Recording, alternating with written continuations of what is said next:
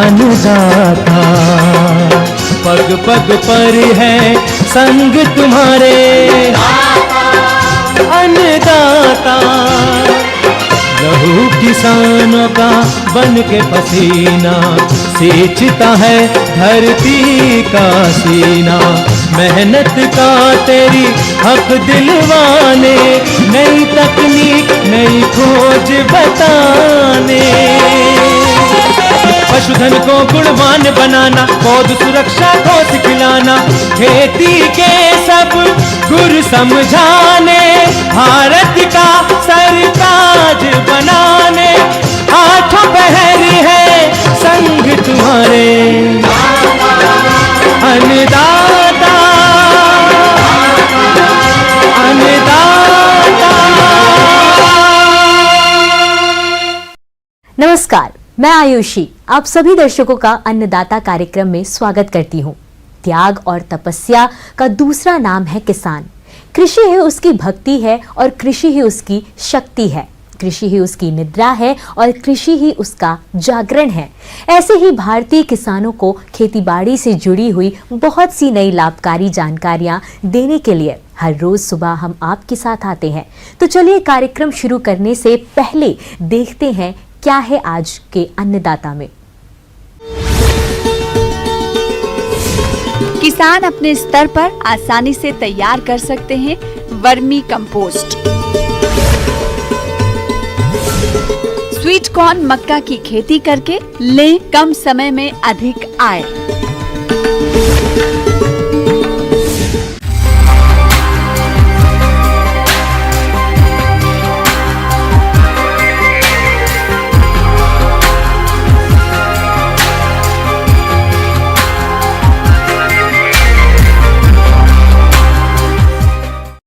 आजकल किसानों का रुझान जैविक खेती की तरफ बढ़ रहा है और बढ़े भी क्यों नहीं, क्योंकि जैविक उत्पाद के उपयोग से मनुष्य का स्वास्थ्य तो अच्छा रहता ही है, साथ ही मृदा का उपजाऊपन भी बना रहता है।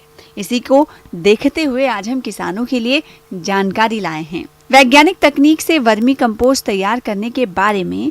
तो आप किस प्रकार से वर्मी कंपोस्ट करें तैयार, इस बारे में जानकारी दे रहे हैं कृषि विज्ञान केंद्र अजमेर के विषय विशेषज्ञ डॉक्टर रमाकांत शर्मा।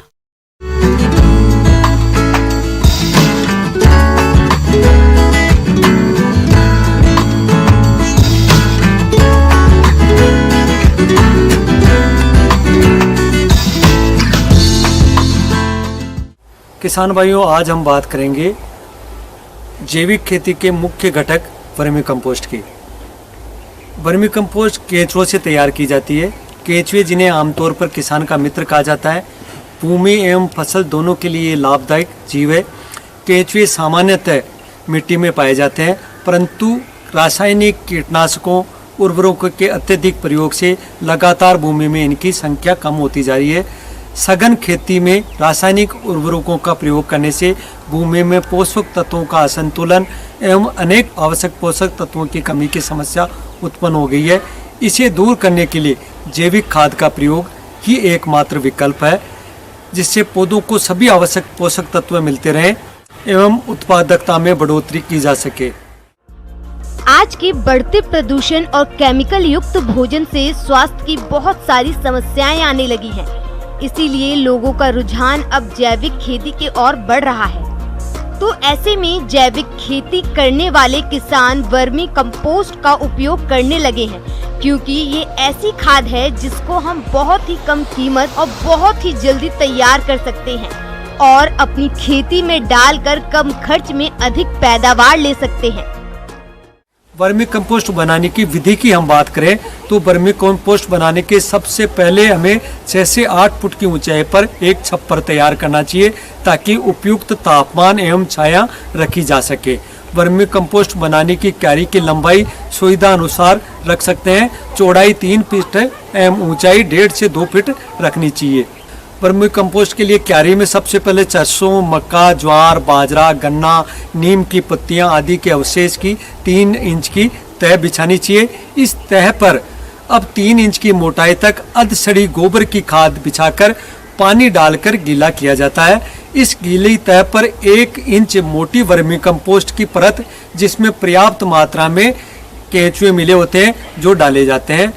10 फीट की लंबाई और 3 फीट की चौड़ाई और 1 फीट गहरी जो क्यारी होती है, उसके लिए 1.5 किलो केंचुए पर्याप्त रहते हैं। मुख्य रूप से यूडिलस यूजिनी एवं आइसिनिया फटीडा नामक जो प्रजाति के केंचुए हैं, वो ही उपयोग में लिए जा रहे हैं। अंत में इस परत पर 5 से 10 इंच मोटाई में गोबर के साथ में घास फूस, पत्तियों के मिले हुए टुकड़ों का कचरा बिछाएं, ताकि सबसे निचले परत से ऊपरी परत की ऊंचाई लगभग 1 से 1.5 फुट हो जाए। नमी बनाए रखने के लिए हर परत पर पानी का छिड़काव करते रहना चाहिए। अब इनको बोरी के टाट से अच्छी तरह ढककर 30 से 40% तक नमी एवं 20 से 30 डिग्री तक तापक्रम बनाए रखें। आज के समय में केंचुओं की कई प्रजातियां उपलब्ध हैं, लेकिन हम वर्मी कंपोस्ट बनाने के लिए उन्हीं केंचुओं का प्रयोग करते हैं जो कम समय में कंपोस्ट खाद बना देते हैं। और जो किसान भाई पहली बार केंचुआ खाद तैयार करना चाहते हैं, तो वे अपने पास के कृषि विभाग या कृषि विज्ञान केंद्र से केंचुआ खरीद सकते हैं। इसके अलावा केंचुआ यूनिट लगाने के लिए किसानों को शासन द्वारा इस पर अनुदान भी दिया जाता है, जिससे किसान आसानी से कंपोस्ट यूनिट लगाकर खाद तैयार कर सकते हैं। लगभग 45 से 60 के दिन के अंदर ही गोबर एवं गोबर से जो मिश्रित घास फूस और कचरा है, वो वर्मी कंपोस्ट में बदल जाता है। ढेर का रंग काला होना और केंचुओं का ऊपरी सतह पर आना वर्मी कंपोस्ट तैयार होने का सूचक माना जाता है। वर्मी कंपोस्ट को केंचुए से अलग करने के लिए 3 से 4 फीट ऊंचा वर्मी कंपोस्ट का ढेर बनाएं तथा पानी छिड़कना बंद कर देवें। जो जो ढेर सूखता जाएगा, केंचुए नमी की तरफ नीचे चले जाएंगे। कुछ समय बाद अधिकांश केंचुए नीचे चले जाएंगे और ऊपर से वर्मी कंपोस्ट को हम एकत्रित कर लेंगे। वर्मी कंपोस्ट में केंचुए अलग करते समय ढेर से नीचे के जो 1/10 भाग को बचाकर केंचुए सहित ही वर्मी कंपोस्ट बनाए जाने वाले जीवांश पदार्थ पर हम डालकर नई क्यारी तैयार कर सकते हैं। इस ढेर में केंचुए एवं केकुइन अधिक होते हैं। इस तरह केंचुओं से तैयार वर्मी कंपोस्ट का अन्य जैविक खादों से तुलनात्मक अध्ययन करने पर हम पाते हैं कि गोबर की खाद या नेडैम कंपोस्ट एवं शहरी कंपोस्ट से वर्मी कंपोस्ट में 2 से 3 गुना अधिक मुख्य पोषक तत्वों की मात्रा पाई जाती है। वर्मी कंपोस्ट के लाभ, हम किसान भाइयों यदि बात करें वर्मी कंपोस्ट के लाभ की, तो केंचुआ द्वारा भूमि की उर्वरता, पीएच, भौतिक दशा, जैविक पदार्थ, लाभदायक जीवाणु में वृद्धि एवं सुधार रहता है। मृदा की भौतिक दशा में सुधार से मृदा जल अवशोषण एवं जल धारण क्षमता की में वृद्धि होती है।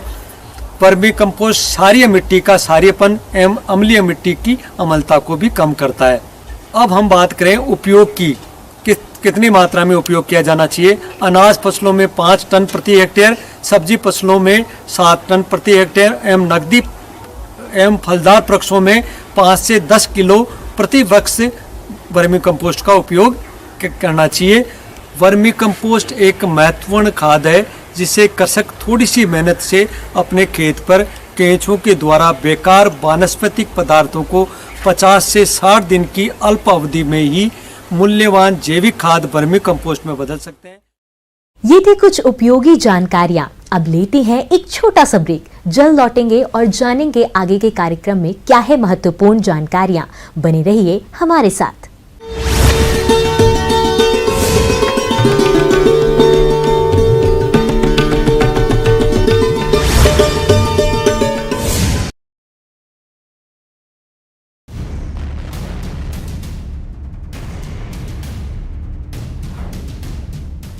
चरम पर रूस यूक्रेन का तनाव।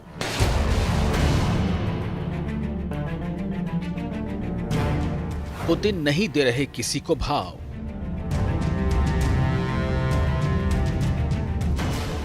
बाइडेन की नहीं गल रही दाल या अमेरिकी चाल।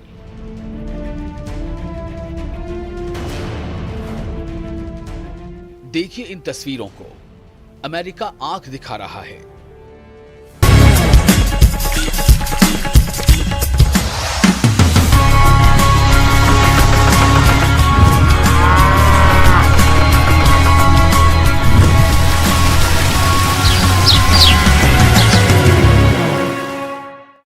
ब्रेक के बाद आप सभी दर्शकों का स्वागत है। चलिए अब रुख करते हैं अगली कड़ी की ओर।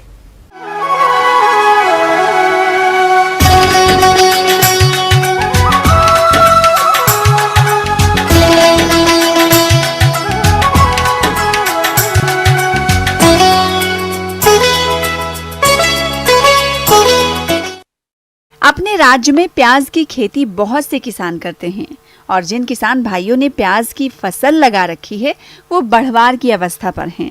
लेकिन इस समय प्याज की फसल में रोग और कीटों का प्रकोप हो सकता है, इसलिए आप इनकी पहचान कर नियंत्रण के लिए क्या करें, आइए इस बारे में जानते हैं विषय विशेषज्ञ अनुश्री मथुरिया से।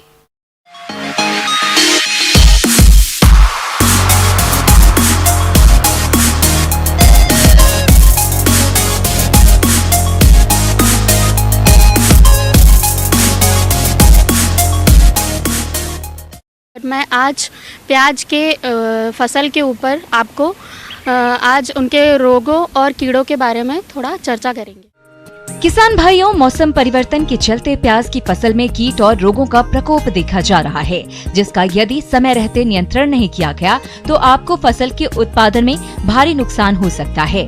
तो कैसे करें इन कीट रोगों की पहचान और रोकथाम, आइए जानते हैं। प्याज की फसल में लगभग कई प्रकार के कीड़े लगते हैं, जिसमें सबसे ज़्यादा नुकसानदायक कीड़ा जो है वह होता है थ्रिप्स, जो कि हल्के पीले रंग का दिखाई देता है और यह फसल की पत्ती के ऊपर, हरी पत्तियों के ऊपर कुछ धारीदार संरचना होती है, जिसके अंदर यह बैठकर रस को चूसता रहता है, जिसके कारण क्या होता है कि जो पत्तियां हैं फसल की, उनके क्लोरोफिल में कमी आने लग जाती है, जिसके द्वारा वह भोजन बनाने में असमर्थ होती है पत्तियां, और पत्तियों में पीलापन आ जाता है और उसके कुछ दिनों बाद यह पत्तियां सूख कर गिरने लग जाती हैं, जिसके द्वारा बल्ब का या शल्क का निर्माण नहीं हो पाता है। इसके प्रबंधन के लिए जैविक कीटनाशी का उपयोग कर सकते हैं, जिसमें कि नीम द्वारा निर्मित कुछ कीटनाशक हैं, जैसे ग्रे नीम है, इकोनीम है, या फिर नीम तेल। उनका 3 से 5 मिलीलीटर प्रति लीटर पानी की दर से आवश्यकता अनुसार फसल पर 10 से 12 दिन के अंतराल पर 2 से 3 बार छिड़काव कर सकते हैं। इसमें एक पीले प्रपंच का यूज़ भी कर सकते हैं, जिसके द्वारा जो थ्रिप्स रहती है वो पीले प्रपंच पर चिपक जाती है, जिसके द्वारा प्रबंधन आसानी से हो सकता है। अगर इसका प्रकोप ज़्यादा है तो हम रासायनिक कीटनाशी का उपयोग कर सकते हैं, जिसमें इमिडाक्लोप्रिड 17.8 SL प्रति लीटर पानी की दर से हम आवश्यकता अनुसार छिड़काव कर सकते हैं। एक और इसमें कीड़ा लगता है, जैसे कि कटवर्म, उसे बोलते हैं कटवर्म, क्योंकि यह पौधे की जो पत्तियां रहती हैं उसको काटकर फसल को नुकसान पहुंचाता है। यह छोटे छोटे पौधों की जड़ों को काट देते हैं, जिसका प्रबंधन इसमें क्लोरपाइरीफास का घोल बनाकर मटके में खेत के अंदर रख दिया जाता है, जहां फसल लगी हुई होती है, और उसमें एक छेद कर दिया जाता है, जिसके द्वारा सिंचाई के माध्यम से यह बूंद बूंद करके फसल तक पहुंचता है, जिससे कि कटवर्म का प्रबंधन आसानी से किया जा सकता है। आगे अब हम फसल के कुछ रोगों पर भी चर्चा करेंगे। किसान भाइयों, अब बात आती है रोगों की। तो इस समय प्याज की फसल पर झुलसा रोग का प्रकोप दिखाई दे रहा है। यह रोग पहले पत्तियों और डंठलों पर छोटे छोटे सफेद और हल्के पीले धब्बों में आता है। रोग का प्रकोप बढ़ने पर बड़े भूरे रंग के धब्बों में ये बदल जाता है, जिसके कारण फसल की पत्तियां सूख जाती हैं और कंदों का विकास नहीं हो पाता है।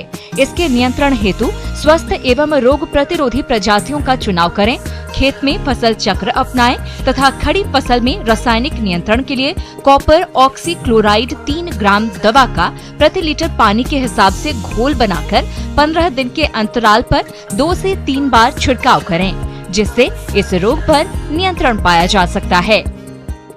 प्याज की फसल में एक बैंगनी धब्बा रोग आता है। इसे पर्पल ब्लॉच भी बोलते हैं। ये एक फफूंद जनित रोग होता है। ये एक अल्टरनेरिया पोराई फफूंद के द्वारा होता है। इसमें भूरे रंग के धब्बे पत्तियों पर बन जाते हैं, जिसके केंद्र में एक बैंगनी कलर का धब्बा पड़ जाता है, जो कि पूरी पत्ती को नुकसान पहुंचाता है, जिसके कारण पत्ती पीली पड़ जाती है। और यह रोग जो है वो कभी कभी पूरे पौधे पर भी फैल जाता है, जिसके कारण पौधा सड़ जाता है।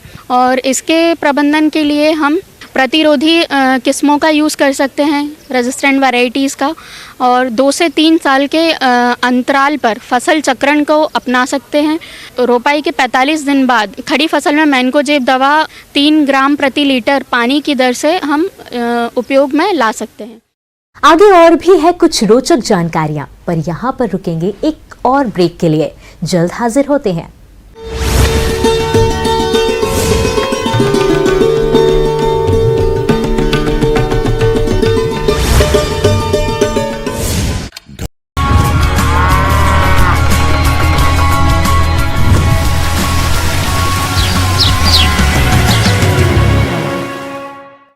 ब्रेक के बाद एक बार फिर से आप सभी दर्शकों का अन्नदाता कार्यक्रम में स्वागत है। बढ़ते हैं अगली प्रस्तुति की ओर।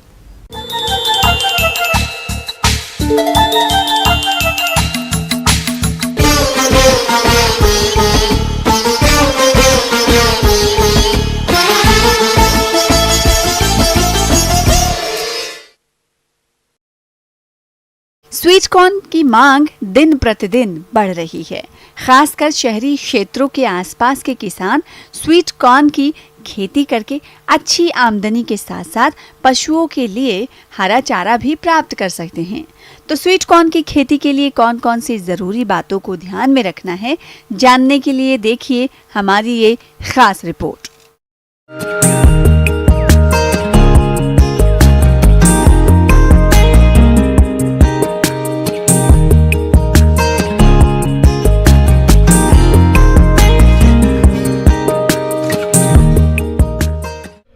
खेती में लगातार बढ़ती लागत और घटती आमदनी से परेशान होकर किसानों का खेती किसानी से मोह भंग होता जा रहा है, जो देश की खाद्य सुरक्षा के लिए सही संकेत नहीं है। ऐसे में यदि किसान भाई स्वीट कॉर्न मक्के की खेती करें तो वो कम समय और कम खर्चे में अधिक उपज और आमदनी ले सकते हैं। स्वीट कॉर्न, जिसके नाम से ही आप पहचान सकते हैं कि ये भुट्टा सामान्य मक्का की तुलना में अधिक मीठा और स्वादिष्ट होता है, जिसे लोगों द्वारा ज्यादा पसंद किया जाता है। इससे अनेक प्रकार के व्यंजन भी तैयार किए जाते हैं। इसके अंतर्राष्ट्रीय बाजार में अधिक मांग होने के चलते इसे पैकिंग करके निर्यात भी किया जाता है। इस मक्का को दूधिया अवस्था में तोड़कर उपयोग में लाया जाता है। स्वीट कॉर्न मक्का में लगभग सभी पोषक तत्व उपलब्ध रहने के चलते ये स्वास्थ्य के लिए फायदेमंद माना जाता है। किसान भाइयों, इसकी खेती दिसंबर और जनवरी माह को छोड़कर साल भर की जा सकती है, लेकिन ध्यान रहे कि इसकी बुआई के समय धूप अच्छी खिली हो। किसान भाइयों, इसकी खेती के लिए अच्छे जल निकास वाली दोमट मिट्टी, जिसमें जैविक पदार्थ अधिकांश मात्रा में हों, अच्छी होती है। खेत की तैयारी के समय एक जुताई मिट्टी पलटने वाले हल से और 2 जुताइयां देसी हल या कल्टीवेटर से करके पाटा लगाकर खेत को भुरभुरा व समतल कर लेना चाहिए। अब बात आती है खाद और पोषक तत्व प्रबंधन की। तो 20 टन सड़ी हुई गोबर की खाद, 210 kilogram urea, 130 kilogram DAP, 85 kilogram MOP, 20 kilogram zinc sulphate और 20 किलोग्राम गंधक प्रति हेक्टेयर प्रयोग में लाएं, जिसमें यूरिया की 80 किलोग्राम और अन्य पोषक तत्वों की पूरी मात्रा बुआई के समय दें। और शेष 130 किलोग्राम यूरिया का प्रयोग आप 35 से 40 दिन की खड़ी फसल में टॉप ड्रेसिंग के रूप में कर दें, जिससे आपकी फसल की बढ़वार अच्छी होगी। किसान भाइयों, स्वीट कॉर्न की खेती के लिए आप इसकी उन्नत प्रजाति Madhuri, Priya, Almora sweet corn, orange sweet corn आदि का चयन करें, जिनकी औसत उपज क्षमता 80,000 भुट्टे प्रति हेक्टेयर है। जहां बीज दर की बात है तो इसकी प्रजातियों का 15 से 20 किलोग्राम बीज प्रति हेक्टेयर आवश्यकता पड़ती है। किसान भाइयों, बीजों को हमेशा किसी प्रमाणित संस्था से ही खरीदें। बुआई से पहले 2 ग्राम कार्बेंडाइजिम से प्रति किलोग्राम बीज को उपचारित कर लें। उसके बाद ही बीजों की बुआई करें। बीजों की बुआई कतारों में करें, जिसमें कतार से कतार 75 सेंटीमीटर और पौध से पौध 25 सेंटीमीटर की दूरी रखते हुए सीड ड्रिल की सहायता से बीजों की बुआई करें। स्वीट कॉर्न फसल को खरपतवारों से बचाने के लिए एट्राजीन की 1.5 किलोग्राम की मात्रा का प्रति हेक्टेयर की दर से बुआई के 2 दिन के अंदर स्प्रे करें, जिससे खरपतवारों का जमाव नहीं होगा और फसल की बढ़वार अच्छी होगी। किसान भाइयों, यदि आप इन सभी बातों को ध्यान में रखते हुए इसकी खेती करते हैं तो आप इस फसल से कम लागत में अच्छी आय प्राप्त कर सकते हैं।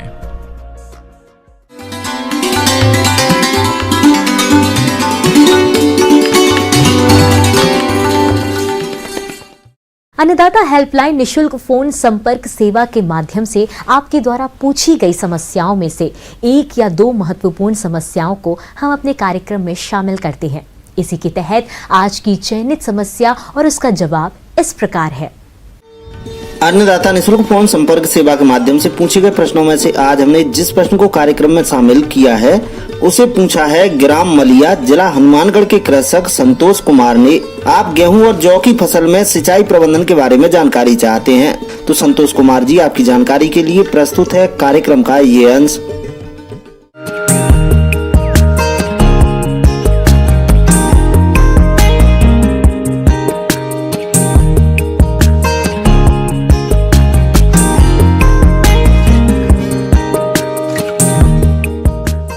किसान भाइयों को ये थोड़ा सोचना पड़ता है कि पानी की बचत करनी है तो अपन इससे क्यारी विधि या जो होती है उसको अपन अवॉइड करके जो फुहारा विधि होती है, स्प्रिंकलर मेथड, वो काम में ले सकते हैं। किसान भाइयों, गेहूं की फसल में क्रांतिक अवस्थाओं पर सिंचाई करने से फसल की बढ़वार अच्छी होने के साथ पैदावार भी अच्छी मिलती है। तो कब कब करें गेहूं की फसल की सिंचाई, जानिए। सबसे पहले अपन बात करेंगे कि गेहूं या जौ में बुआई के 20 से 25 दिन पर, बुआई से करने के 20 से 25 दिन बाद जो प्रथम सिंचाई करनी पड़ती है। अगर स्प्रिंकलर मेथड से गेहूं या जौ में सिंचाई कर रहे हैं तो लगभग 5 से 6 सिंचाइयों की जरूरत पड़ती है और उससे 37 से लेकर के 40% तक पानी की बचत हो जाती है। तो अगर फुहारा विधि से किसान भाई सिंचाई कर रहा है तो एक सिंचाई लगभग 4 घंटे फुहारे चला के करनी पड़ती है। तो उसका जो समय है वो है कि बुआई के 20 दिन बाद में, बुआई के 40 दिन बाद में, बुआई के 60 दिन बाद में, बुआई के 75 दिन बाद में, बुआई के 90 दिन बाद में और जो लास्ट सिंचाई है बुआई के 105 दिन बाद में। इस प्रकार ये सिंचाइयाँ करके और 4 घंटे जो स्प्रिंकलर सिस्टम फुहारा है उसको चला करके और 37 से लेकर के 40% तक पानी की बचत किसान भाई कर सकता है। फसल की बढ़वार में पोषक तत्वों का अहम योगदान होता है। किसान भाइयों ने गेहूं की बुआई के समय NPK डाली है और अब खड़ी फसल में कौन सा पोषक तत्व कब प्रयोग किया जाए जिससे फसल की बढ़वार अच्छी हो और आने वाले दिनों में भरपूर पैदावार मिले, इस बात को भी जानिए। सिंचाई के अलावा जो गेहूं और जौ की फसल है इसमें उर्वरक प्रबंधन का भी थोड़ा सा करना पड़ता है। तो उर्वरक प्रबंधन के लिए क्या है कि गेहूं में 120 किलोग्राम नाइट्रोजन, 40 किलोग्राम फास्फोरस का प्रयोग करना पड़ता है। तो इसके लिए बुआई के समय यूरिया की, नाइट्रोजन की आधी मात्रा और फास्फोरस की पूरी मात्रा बुआई के समय जो सीड ड्रिल द्वारा प्रयोग करते हैं। बची हुई नाइट्रोजन की जो आधी मात्रा है उसको 2 बराबर भागों में बांट करके आधा जो भाग है वो जो प्रथम सिंचाई करते हैं 20 से 25 दिन पर उस समय प्रयोग करते हैं और आधा जो भाग बचा हुआ नाइट्रोजन का है वो दूसरी सिंचाई जो अपन टिलरिंग के समय कल्ले निकल रहे होते हैं तो उस समय 40 से 50 दिन की अवस्था पर बचा हुआ नाइट्रोजन काम में लेते हैं। इस प्रकार नाइट्रोजन को 3 समय काम में लेते हैं, बुआई के समय, प्रथम सिंचाई और दूसरी सिंचाई। इसके अलावा अगर जिन क्षेत्रों में जिंक की कमी हो रही हो तो जिन क्षेत्रों में जिंक की कमी होती है उस जगह पर बुआई के समय जो जिंक सल्फेट 21% का जो प्रोडक्ट होता है उसका 25 किलोग्राम प्रति हेक्टेयर के हिसाब से बुआई के समय काम में लेते हैं और जिंक सल्फेट जो 33% का जो प्रोडक्ट है जिसको जिंक सल्फेट मोनोहाइड्रेट के नाम से बाजार में मिलता है उसकी 15 किलोग्राम प्रति हेक्टेयर की मात्रा 1 हेक्टेयर में सफिशिएंट होती है। और इसके अलावा अगर खड़ी फसल में जिंक की कमी दिखाई देती हो तो किसान भाई उस समय जो पर्णीय छिड़काव करने के लिए जिंक जो सल्फेट होती है उसकी 5 ग्राम प्रति लीटर के हिसाब से मात्रा का घोल तैयार करके और खड़ी फसल में उसका स्प्रे कर सकते हैं।